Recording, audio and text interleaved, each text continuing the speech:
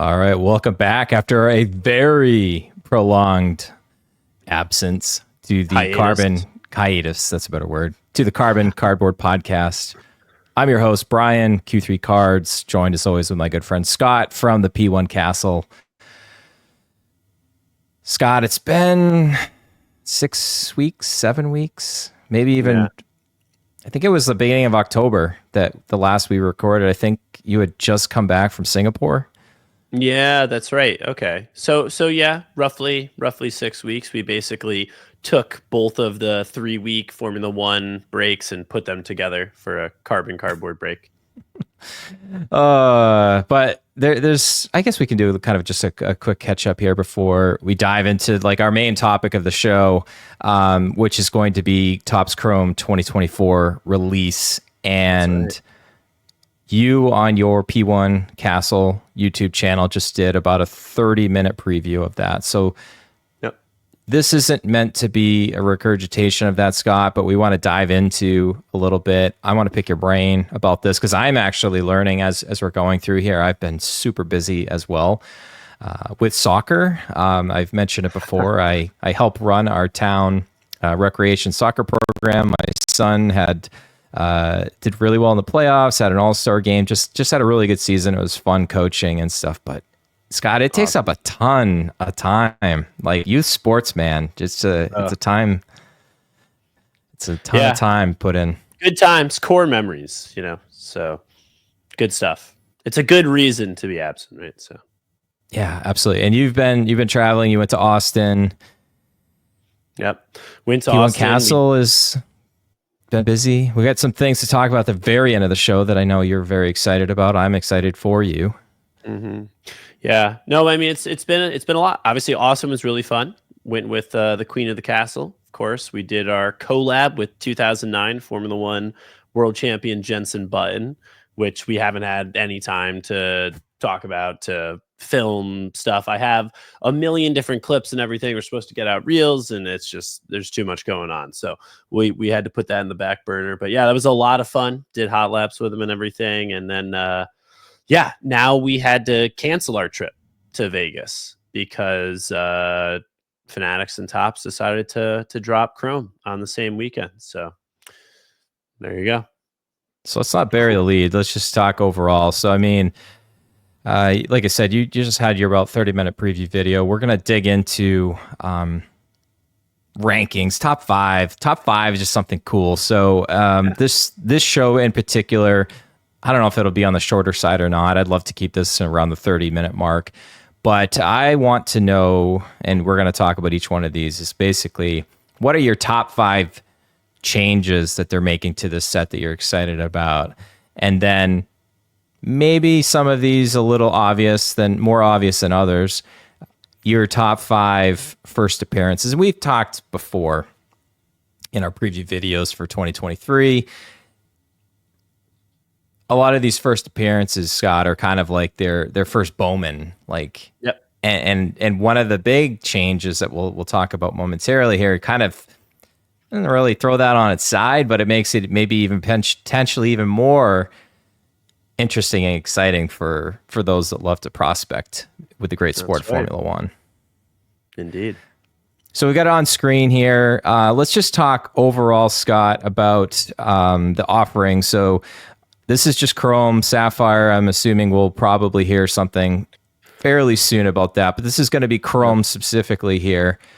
On screen, if you're on YouTube, we've got a couple images of what the cards look like. We're going to dive into that. Scott, tell us a little bit about the different box offerings and how it differs from 2023. So, we're going to see Chrome Hobby standard, right? That's what we've had every single year, Chrome Hobby with autographs. But then we are going to get Chrome Qualifying Lap, which is kind of harkens back to 2021, 2022 with the light product. It's funny because its street name is Qualifying Lap, but on its SKU, because I get some, it's still called light. So it is light. But Qualifying Lap is a nice, flashy name for Formula One. But so that's going to be the Ray Waves. Like you can see the picture of the gold Ray Wave of Charles Leclerc on the screen here if you're watching on YouTube. But all your Ray Wave parallels, but no autographs, right? But much cheaper, right? When we're talking chrome, I think right now it's somewhere retails around like $235 a box for hobby. And then qualifying lap is closer to like $75, $80. So it's much cheaper, about a third of the price for qualifying lap. And then there's actually some other retail offerings that, I don't think we have any images of, but there's going to be blasters and Ooh. mega boxes, logo fractor boxes. So if you're familiar with, especially baseball, I think they're kind of following that train. If you're familiar with baseball, you go into Target, you go into Walmart, whatever kind of big box stores are around you, and you'll see in the trading sports card aisle those little blasters and hangers and mega boxes and all that kind of stuff. So we are finally getting that for Formula One, which honestly, like, cards that are in there aside, which I think there's some cool stuff, but I think that is such a massive thing for the Formula One hobby, because the reach that will bring is insane, right? Whenever I go to the races, I talk to fans, they're still in the dark really about the cards and their existence. So I think this will be huge. It'll get a lot of kids in, a lot of, kind of our age, middle age adults that like to go down those aisles in Hashtag Targets and old. Walmarts. Yeah, exactly. So, but no, it'll be really cool. I'm excited to see that inclusion, and yeah, really looking forward to that. That right there, you hit the nail on the head. I think being able to walk into a Target, a Walmart. I know some of the flagship stuff in 2021, 2022, like in theory, we're supposed to be available, but I don't think that they ever few were. And far between. Few and far between. I know there's like a local card shop, well, not local, but about an hour from where I am, and they have like tons and tons of the blaster boxes of like 2021 flagship, So like just hanging I'm around sorry. still. I actually have, I'm going to be quick with this because I know we're trying to make this a quick podcast. I have a story. So about 2021 blasters. So shout out Bo Knows Cards. Guys, if you don't know Bo Knows Cards, make sure you follow him on Instagram on Whatnot.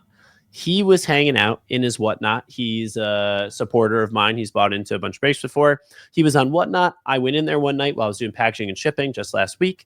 And I was like, oh, I'm going to support my guy Bo. And I bought a blaster. 2021 blaster, and I was like, you know what, I'm just gonna give it away. Before you even opened it, I was like, yeah, run a giveaway, give it away.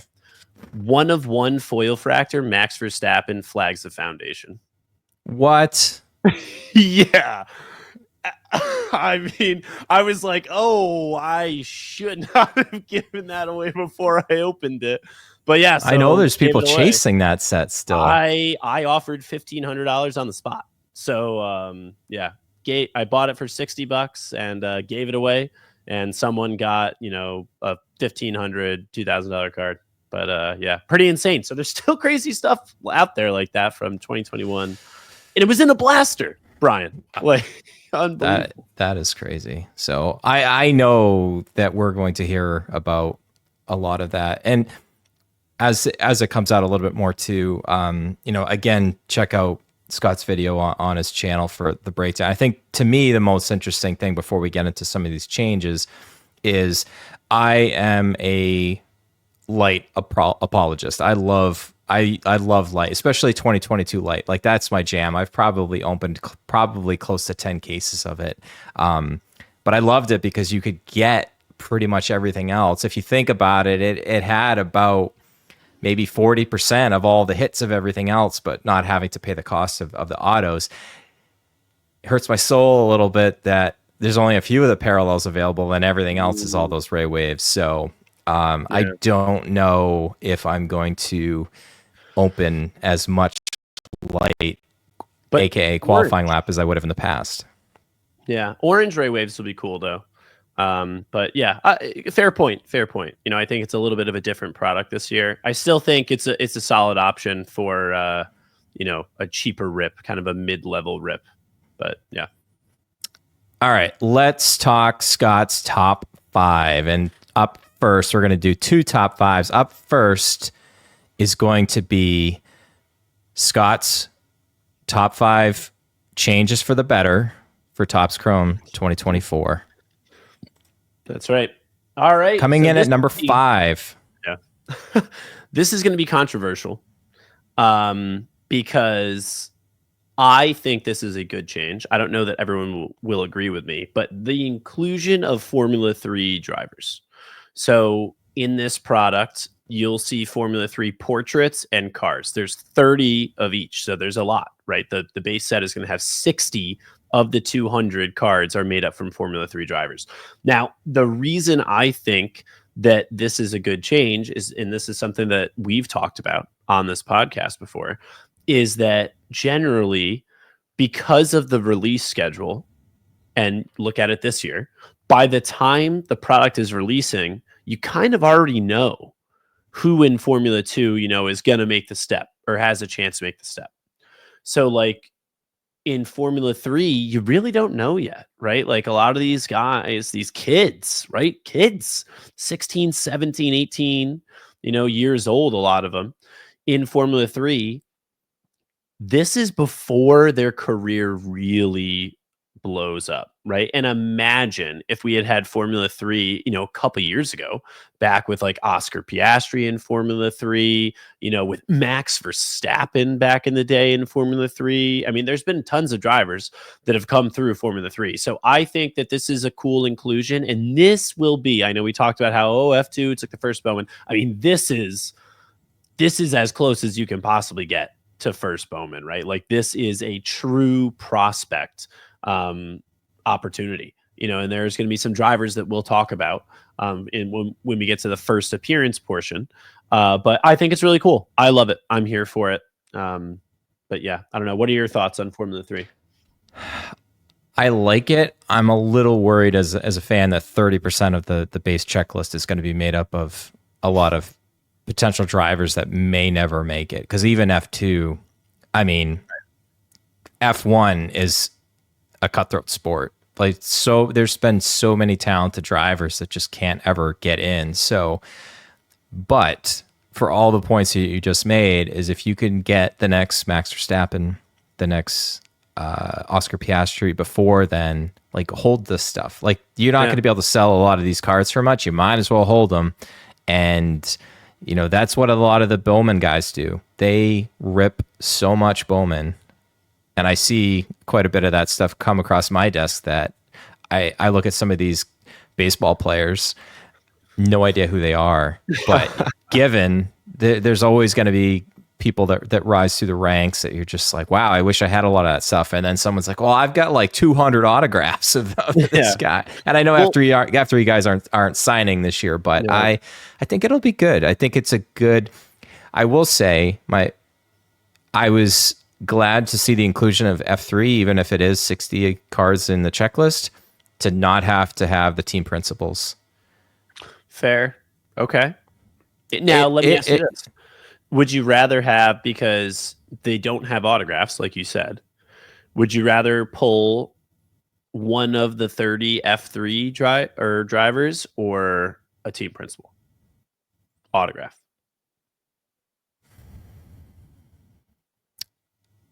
I think some of the team principals are better than the others. Like I was just listening to higher percentage, probably.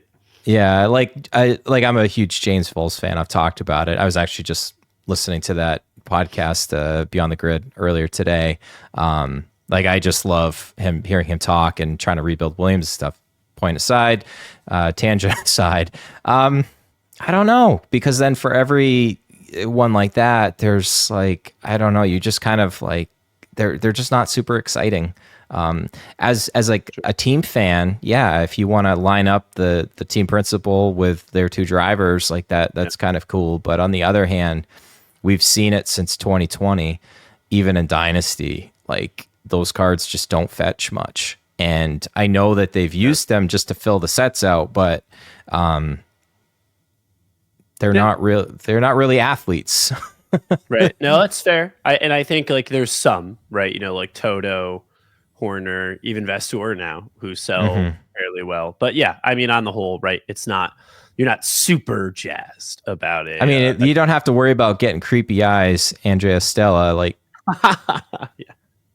Like, It's just true. wow.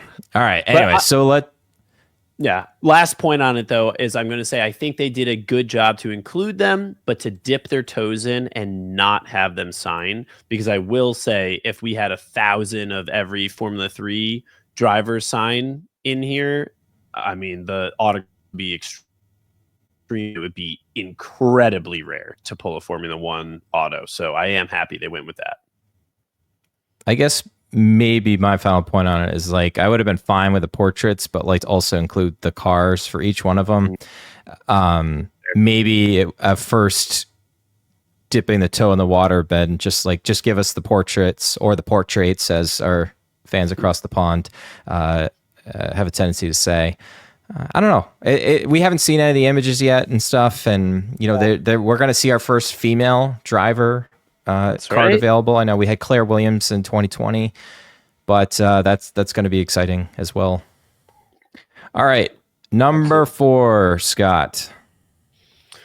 All right, so you see on your screen, if you're watching on YouTube, purple out of 399 Max Verstappen portrait, and my number 4 good changes is that there is no longer purple out of 399. So it has been removed from the product, which I think is a great change. If you look at over the years, 2020 aside, because that's just a different beast. If you look at all the years, the out of 399 purples, they just don't sell that well, right? For being a numbered card, they just don't. And now, if you're going to tell me that the most common parallel numbered card is a mini diamonds out of 299, I'm on board with that, because I love the way mini diamonds look, and I think because they look so good, they sell a little bit better. And I think having that as the most common one is great. I'm happy to see purple out of 399 go. I wasn't a huge fan. To be honest, every time I saw like a 2023 break and then you see a purple come out as one of the hits, you're just kind of like, wah, wah, wah. Like, to your point, even the portraits weren't super exciting. So, and again, I'm also a mini diamond fan. I don't think you're going to find many that disagree, with that. So beautiful. All right, number 3, Scott. All right, number 3. So my number 3 good change for the product is we have different types of autographs. So of course we'll still have the base autograph set, but now we have 2 different versions. We have Circuit Masters signatures and then Topps 1954 signatures. So I think this is a great inclusion. We're so used to kind of all the autographs look exactly the same, right? But now we're going to get some variation on that. And I think that's exciting. You see that in every single other sport, every other product.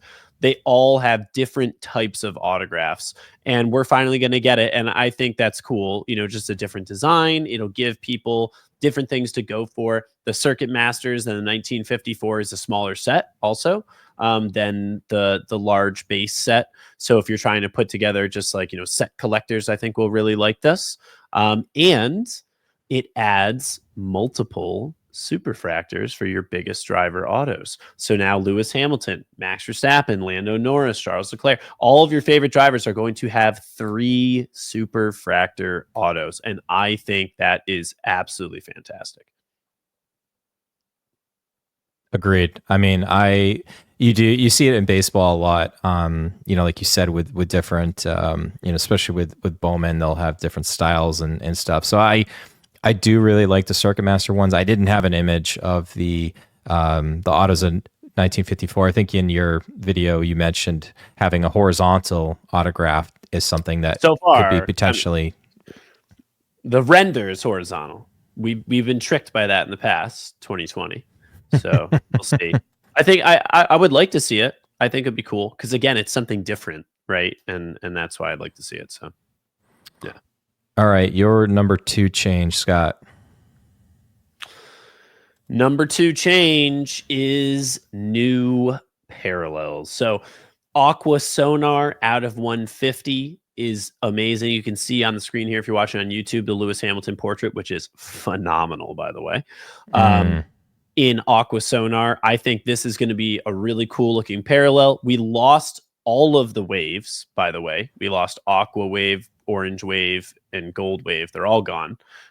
So no waves. This is a great inclusion. Aqua has been a very popular color just in general, right? People like it in sapphire. People liked aqua waves last year. I think that was one of the new favorite parallels last year. So I think aqua sonar is going to be great out of 150. And then black refractor out of 10.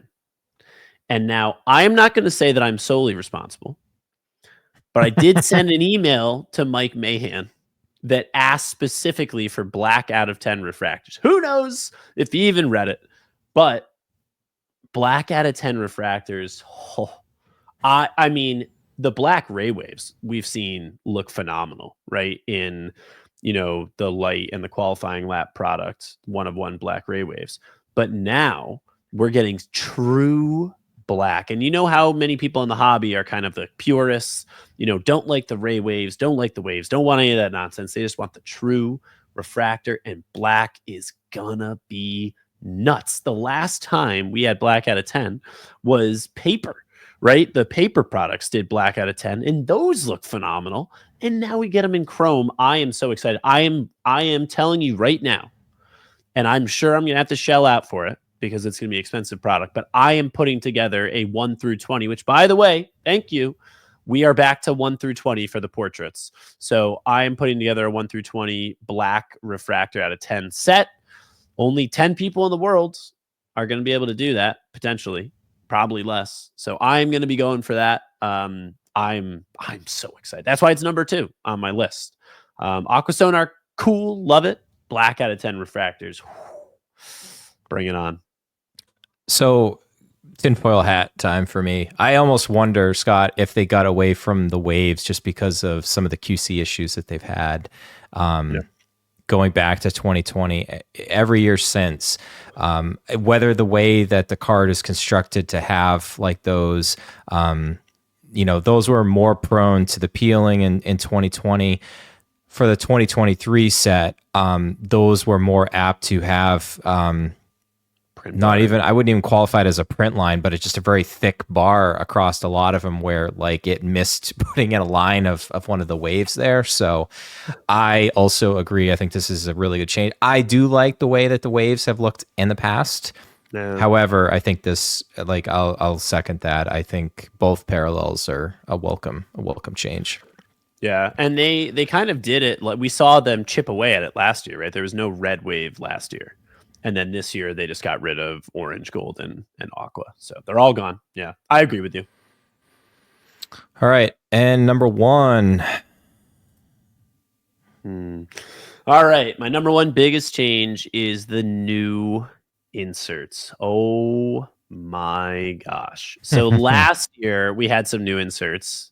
Feel like people were fairly lukewarm on the majority of new inserts in Chrome. Oh.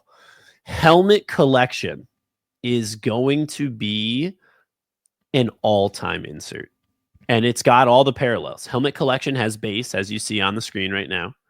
It's got green out of 99, so very attainable. Oops. It's got gold out of 50, which I think a lot of people are going to sit at. I think a lot of people are going to be putting together gold out of 50 sets. And then it has orange out of 25, which we always see as a very common set as well. And then, of course, red out of 5 and Superfractor 1-of-1s. I mean, my gosh, these cards are beautiful. Everyone loved Oscar number 41, Lando number 26, Perez number 10 last year. And this is those, but like even more zoomed in, very aggressive looking. I'm a huge fan. And this is, like I said, this is my favorite numbered parallel from the set by far. Yeah, I'm a mini helmet collector as well. I know we still have F1 armor as part of the inserts as well, but I feel like this does it even. I feel like this does it even better. I mean, helmets are such a in almost 30 episodes, we'd probably talk about the helmets at least in over half of the episodes. I mean, there's such a big part of the personality of the driver. You know, you get the special edition ones. I know you've got your Monza Ferrari shirt on. You know, they did a special helmet for that. It's just such a cool thing. yeah, and I mean, on the screen right now, we've got Charles Leclerc in his 2024 helmet, and like, imagine if you had a full size replica signed version of that to go with the superfractor. You know, like just imagine, like how cool would that be? I don't know where you're going to be able to get something like that, though. Stay tuned for more at the end of the episode.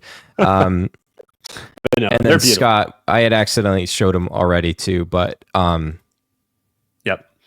So in addition to, like I said, my favorite parallel is the helmet collection, but then my favorite insert, and so these are going to be non-numbered, extremely rare. We are talking like 1 in 10 cases, if not more rare than that.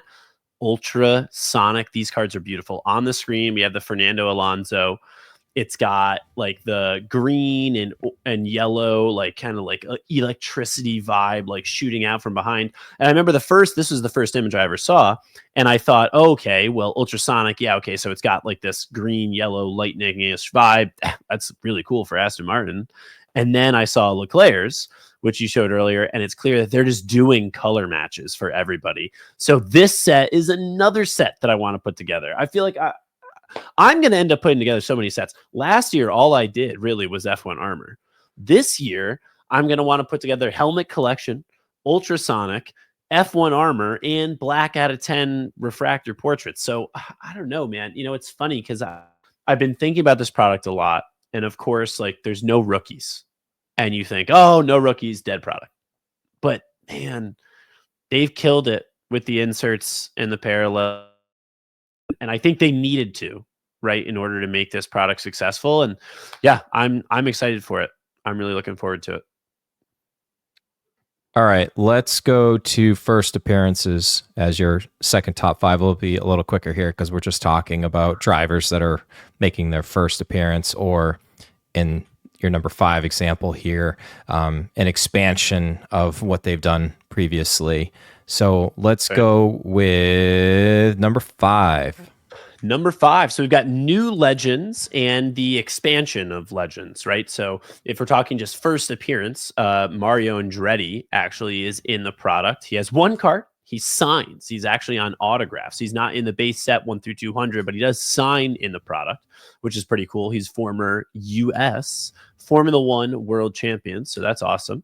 And then, you know, this isn't necessarily first appearance, but again, just the expansion, right? Schumacher, Senna, Prost, Coulthard, and Mansell, they're all getting multiple cards now in the base set. So, you know, it was so hard to hit a card of theirs in the original product because they had 1 card out of 200, right? And maybe an image variation or in Sapphire selections. But, you know, I think that having them have multiple cards is a great, you know, addition. And I think that it's nice to see the first appearance for Mario Andretti. Scott, it's going to be weird to think about that there's potentially like more Michael Schumacher cards in the set than say Kevin Magnussen, because you're going to have a portrait and a driver card. And one of the other changes that we didn't really talk about earlier is each driver usually had about 4 or 5 cards, and we call them like secondary portraits or alternate portraits and stuff. Those are kind of gone away. So that'll be another, you know, change, I think, kind of to make way for the F3 stuff, but it'll make pick your driver breaks very interesting, because you're thinking about it like you have a 2 in 200 chance to get one of your cards on like inserts, right? Like how many inserts do they have? What inserts do they have? You know, so yeah, no, it's a good point. All right, number 4. Number 4, we've got Franco Colapinto. So obviously driving for Williams, he replaced Logan Sargent earlier in the year. He is going to be in the product as an F2 driver.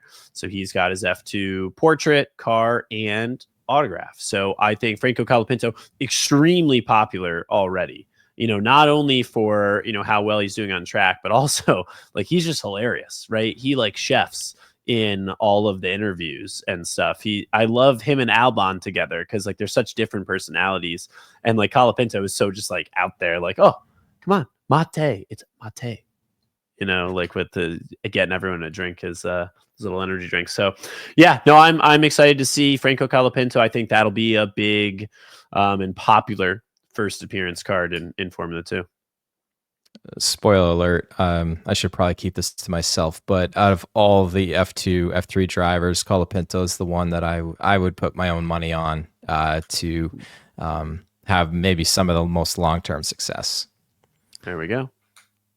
Number three, Arvid Lindblad. So this is a Formula 3 driver, and it's not who won the championship. The championship is won by Leonardo Fornarelli, but Arvid Lindblad is one of the highest rated drivers right now. So this was his first year in Formula 3, had multiple victories, and he is a Red Bull Junior driver, and he has spoken of extremely highly in the paddock and especially by Red Bull. So I expect to see him moving up. He's going to Formula 2 next year.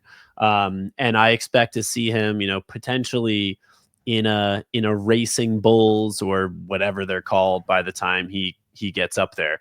I expect to see him in Formula 1 pretty soon. So, I mean, if there was one person in Formula 3 that I'm putting my money on, it's this guy. And I'm excited for him.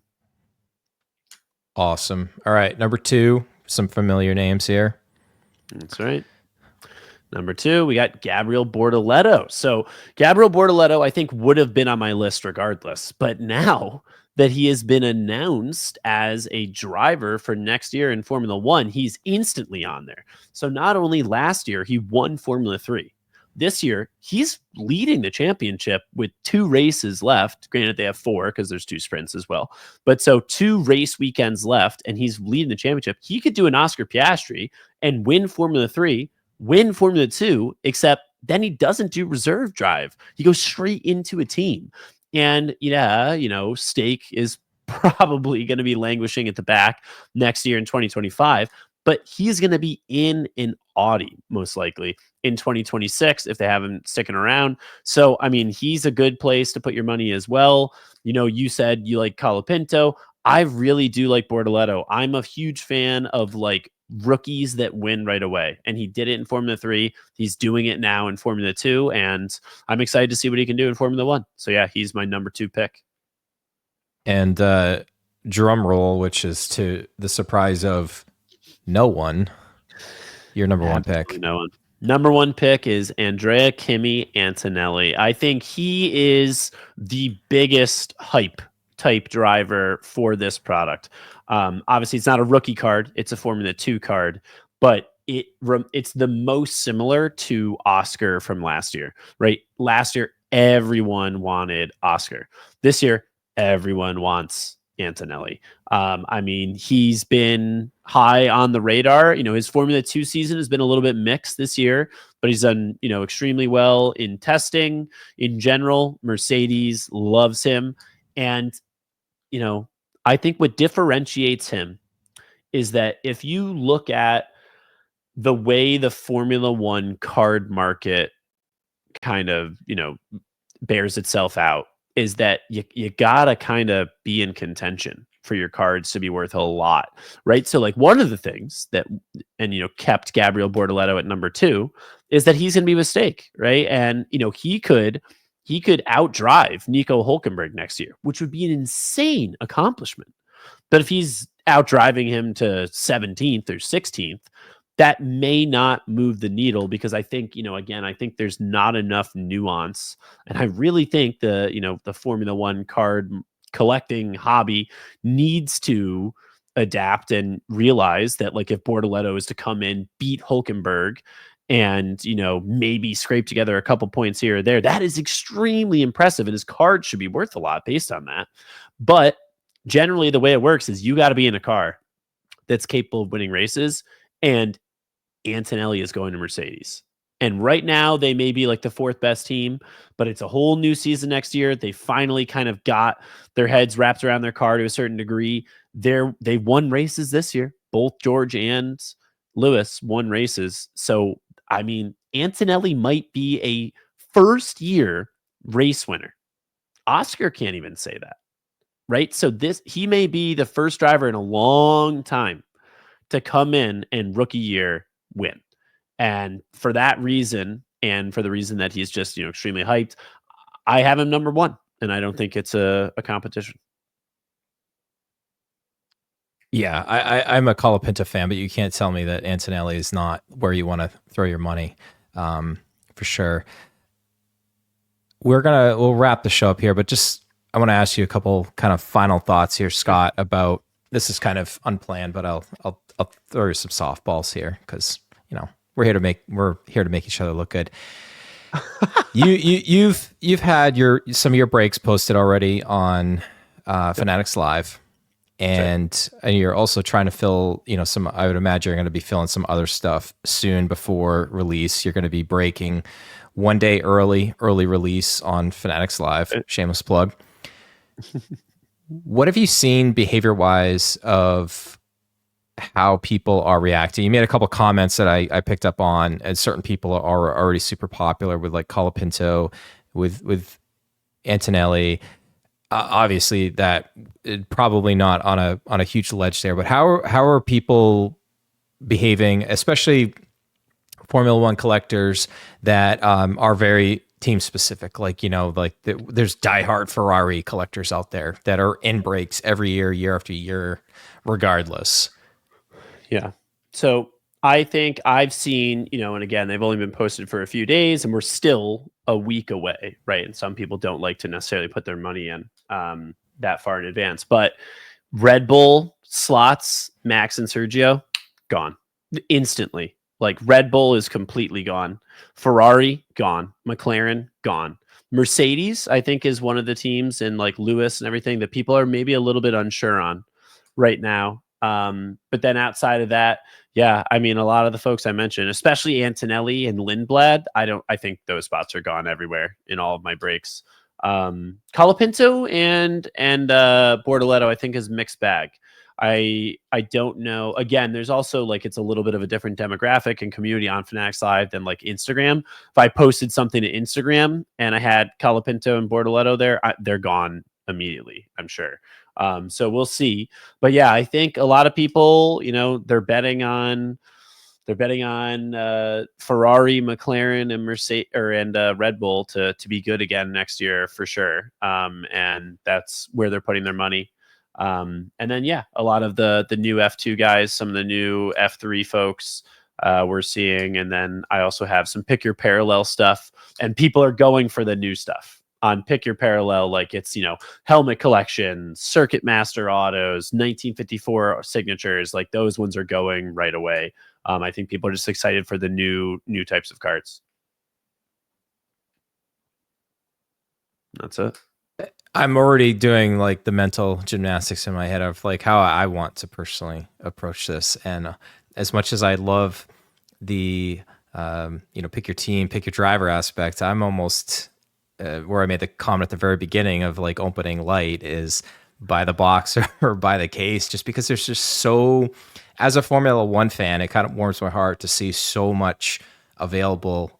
I also will say too, just as a fan, I don't think we've had an F2 class as good as the one we have here. And a lot of it is because some of these drivers already have confirmed seats. I mean, we didn't even mention it. We have a second year Oliver Behrman, who obviously, his first appearance was 2023, and his cards are still doing very well. But just in general, it feels like there's more substance to a good portion of the checklist. I think for me, the F3, it's just an unknown at this point, and that it may take multiple years to pay off. But can you imagine if one of these guys got like the guy you were mentioning from Red Bull, and I still can't remember his name, Lindblad? Yep. If he's like a potential world champion in 5-6 years time, and there's still 2024 sealed product out there, you can go chase his first appearance. Like, that's pretty cool. I think it's awesome.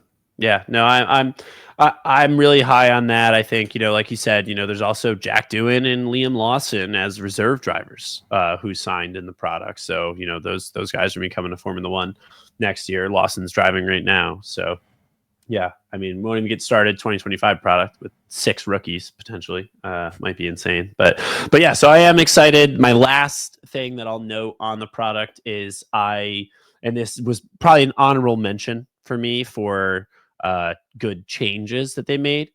And it would be that they changed Grand Prix winner. Oh Grand Prix gosh, winner is yeah. only 3 cards. There is Max, there is Sergio, and there's Sainz. And the reason they did that is because Max would have had 19 cards in the set if they did one for every Grand Prix win. So I think what's likely to happen is you turn the card over and it'll have all of his wins listed out or something like that. So good change by Tops and Fanatics there, just to not kind of, you see even in 2023, I mean, Max just has so many cards. It gets oversaturated a little bit. Yeah. I think we'll look back at this and I think we'll have agreed that I think Topps, definitely made the right moves with a lot of this stuff. All right. About the 40-minute mark, Scott, we had one more thing to cover. I know you've mentioned it on some of your streams already. That's right. Coming November 19th. Tuesday, November 19th. So just a few days away. But we have the Paddock Collection, guys. So this is going to be, if you haven't heard about it already, curated selection of Formula One card repacks. Primarily, almost exclusively graded cards are going to be in here. And then we have a bunch of memorabilia, including this Leclerc helmet that you saw me bring on camera earlier. Full-size premium replica. There's some replicas that you can get made that are very cheaply done. This is an extremely premium one, but also just some other 1-2 mini helmets, signed stuff. We have signed shirts, we have signed hats, signed, little mini race cars and stuff. So a lot of different memorabilia, merch. There's been repacks done before. Repacks have been a staple for every other sport basically for years now. And there's a couple people that do them. Shout out actually to Medalist Breaks. He does his podium packs and they're done really well. But we wanted to offer something that's a little bit different, has a little bit more memorabilia and merch and stuff included. Is not just cards, but that also, again, because we have 3 offerings, the chest, which is going to be primarily you get a lot of memorabilia and also some packs or premium packs.